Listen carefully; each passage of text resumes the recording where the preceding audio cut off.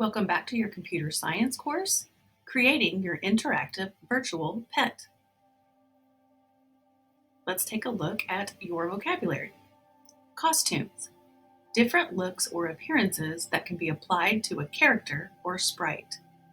Events, triggers or actions that occur in response to specific user interactions. Behaviors, programmed actions that dictate how a character or object moves or behaves.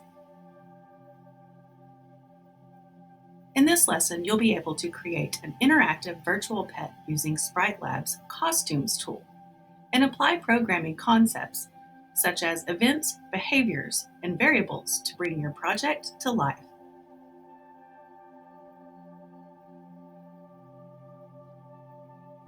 Pause the video and take a moment to look at your I can statements.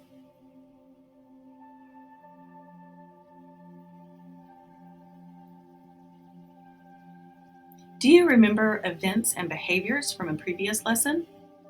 Events are like triggers that make things happen in your program, while behaviors are the cool moves and actions your virtual pet can show off. Now imagine this. You have the power to design your dream pet using Sprite Lab's Costumes tool. You can make it look exactly how you want. How awesome is that?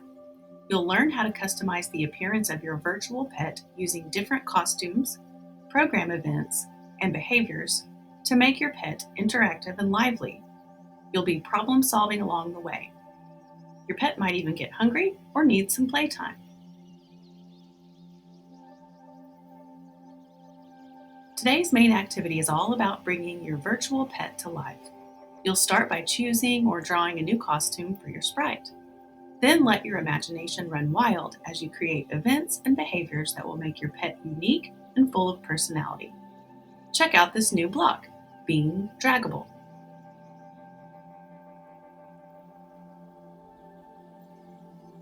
Alright, so this is what it looks like. I wanted to show you your costumes is up in the upper left-hand corner. You can click on it and then go back to your coding area. Here's the coding area. Read your instructions. So what we've got to do first is go over.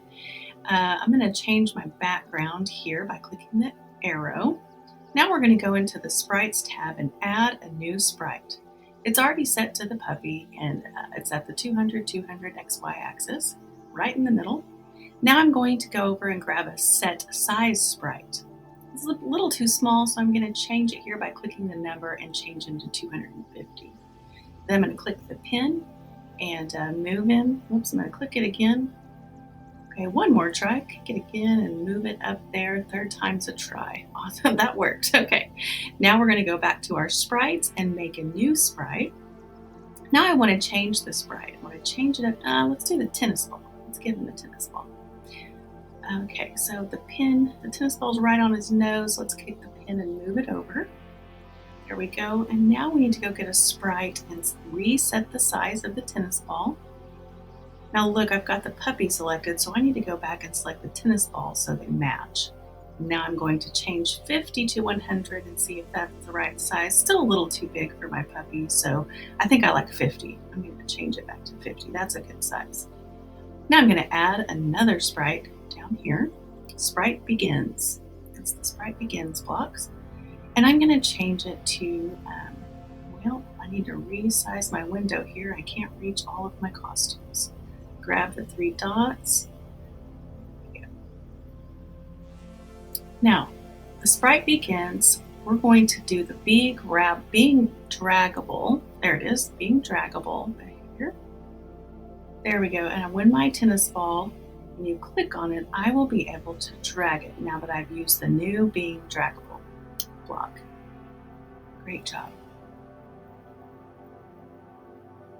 All right.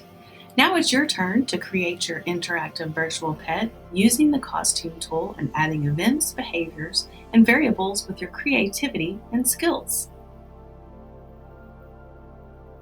Great job, Epic Comet. You're ready to move on to the next activity.